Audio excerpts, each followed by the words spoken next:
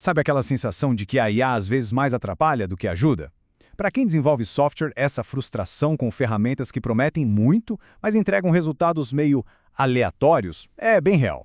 Bom, hoje a gente vai mergulhar em uma jornada para mudar isso. Vamos descobrir como transformar a IA de um assistente imprevisível em um colaborador que a gente pode de fato confiar, usando uma disciplina que estão chamando de engenharia de harness.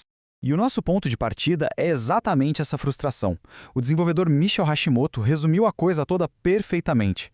Esse ciclo infinito de pedir uma coisa para um chatbot, receber algo que não está certo, corrigir, pedir de novo, isso simplesmente não escala, para tarefas de codificação que são mais complexas, é um beco sem saída, drena a produtividade e, no fim, a inteligência toda ainda está do nosso lado.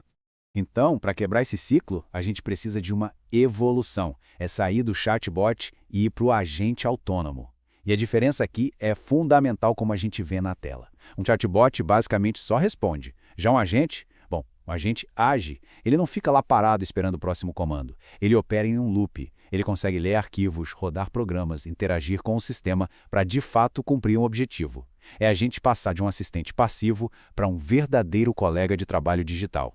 Só que aí vem o grande obstáculo. Mesmo usando agentes autônomos, as coisas ainda dão errado, e principalmente em tarefas que são mais longas, mais complexas. Isso leva a gente para a pergunta central de toda essa discussão. Por que essas abordagens mais simples, que a gente pode chamar de ingênuas, ainda falham com tanta frequência? Ok, a primeira grande causa que foi identificada em pesquisas da Anthropic é a ansiedade de contexto. Pensa na janela de contexto da IA como se fosse a memória de curto prazo dela. Quando essa memória está quase cheia, numa tarefa muito longa, o modelo parece que fica ansioso. Ele começa a querer apressar as coisas, perde o fio da meada e tenta de qualquer jeito concluir o trabalho. E o resultado, claro, geralmente não é bom. O segundo grande problema é quase cômico se não fosse tão problemático. É o viés de autoavaliação. Sabe quando a gente pede para um agente revisar o próprio código que ele escreveu?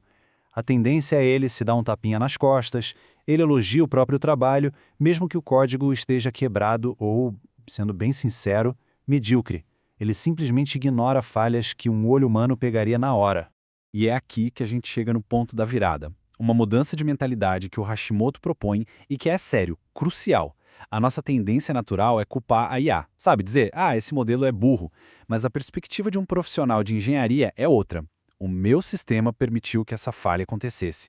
É assumir a responsabilidade pelo ambiente que a gente cria para a IA, e não só pelo agente em si. Essa, para mim, é a verdadeira virada de chave. E essa nova mentalidade tem nome: engenharia de harness.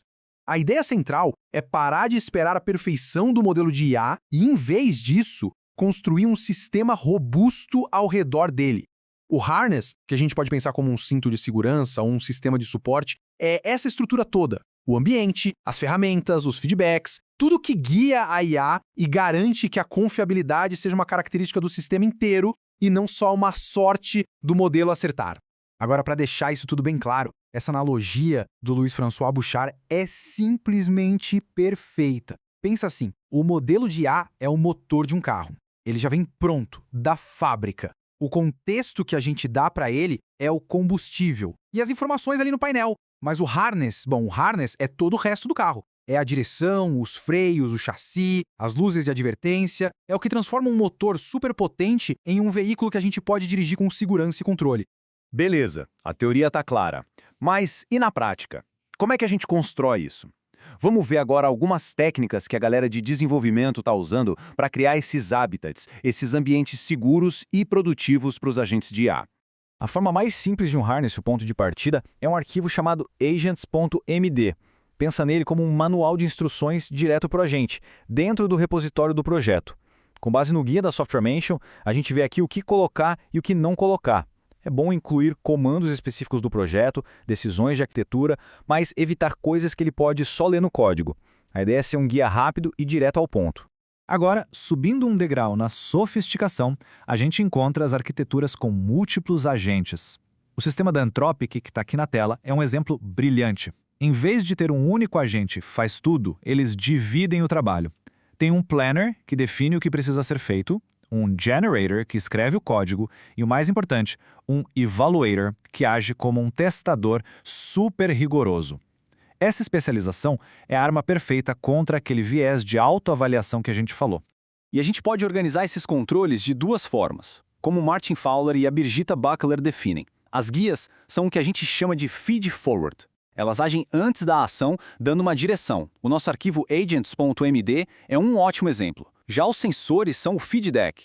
Eles vêm depois da ação, como o resultado de um teste ou um erro de linter, permitindo que o agente aprenda e se corrija. E olha, isso aqui não é só teoria não, o resultado é real e totalmente mensurável. Dá uma olhada nesse exemplo da LangChain, usando exatamente o mesmo modelo de IA, sem mudar nada nele, só melhorando o harness, o agente deles pulou de uma posição bem medíocre fora do top 30 para estar entre os 5 melhores num benchmark de codificação. A barra da esquerda é o harness padrão, a da direita o otimizado. É a prova definitiva de que o sistema ao redor da IA é tão importante quanto a própria IA.